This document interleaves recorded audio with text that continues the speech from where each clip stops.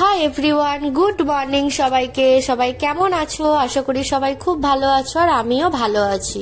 তো গাইস, আজকে ছিল সরস্বতী পুজো। তো হ্যাপি সরস্বতী পুজো। সরস্বতী পুজোর অনেক অনেক অনেক শুভেচ্ছা, ভালোবাসা সবাইকে।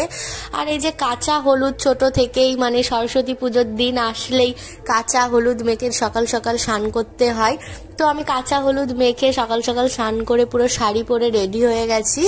এবার আমি ঠাকুর ঘরে যাব। তো ঠাকুর ঘরে এসছি, মা এখানে সবকিছুই হাতের কাছে সবকিছু জোগাড় করে দিয়েছে, মা বৌদি।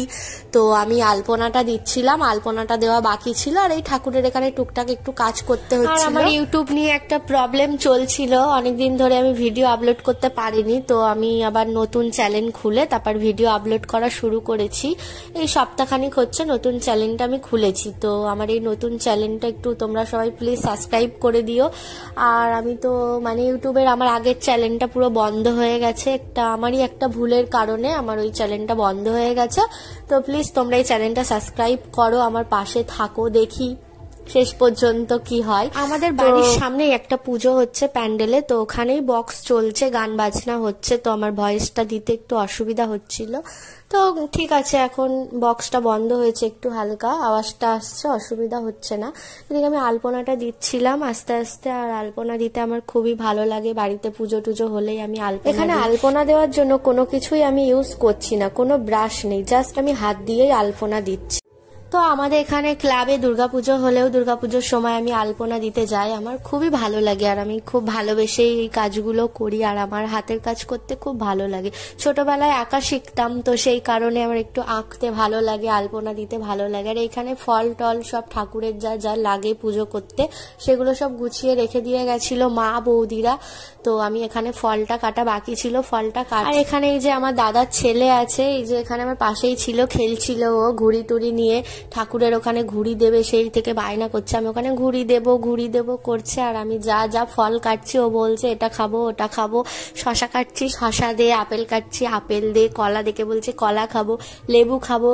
তারপর ওকে আমি সবকিছুই মানে আর কি কাটার আগে সবকিছুই দিচ্ছিলাম। তো গাইস, তোমাদের কার কার বাড়ি সরস্বতী পুজো করছো তোমরা, তো আমাকে কমেন্ট করে জানিও। আর আগের দিন আমি সবকিছু ঠাকুর মানে ফল টল পুজোর যা যা লাগে সবকিছু আমি বাজার টাজার করেছি।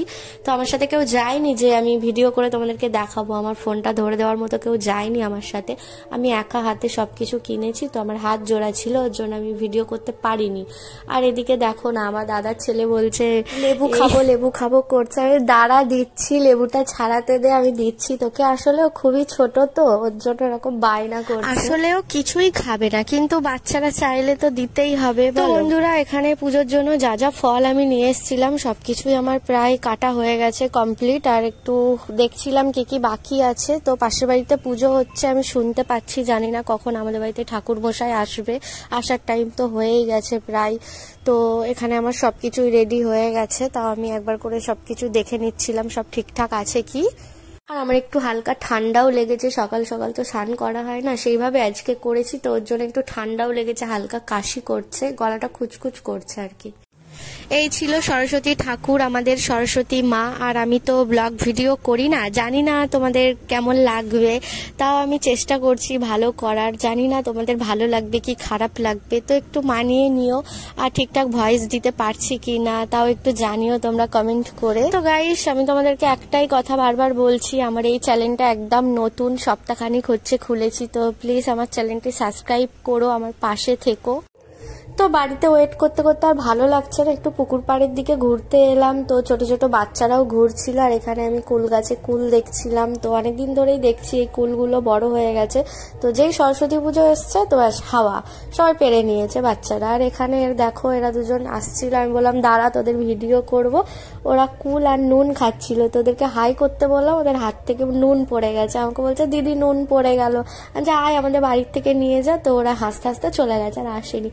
আর এদিকে দেখো আমাদের অঙ্কুশ খেলছে, আমাদের অঙ্কুশ কিন্তু ওইটুখানি ছোট বাচ্চা, কিন্তু অনেক বড়, ওর মাথায় বিশাল বুদ্ধি। আর গাড়িতে দেখেছো কি তুলেছে, গাড়িতে বসার টুলটা তুলে নিয়েছে। আমাকে বলছে তোর বসার জায়গা করেছি, টুল তুলে দিয়েছি, গাড়িতে সিট করেছি তোর জন্য, বস শম্পা এর ওপর বস, কিচ্ছু হবে না। আমাকে এরকম করে বলছে কিচ্ছু হবে না বস। আমাদের বাড়িতে সরস্বতী পুজো উপলক্ষে খিচুড়ি রান্না হচ্ছিল, তো খিচুড়িটা যা ছিল দারুণ হয়েছিল।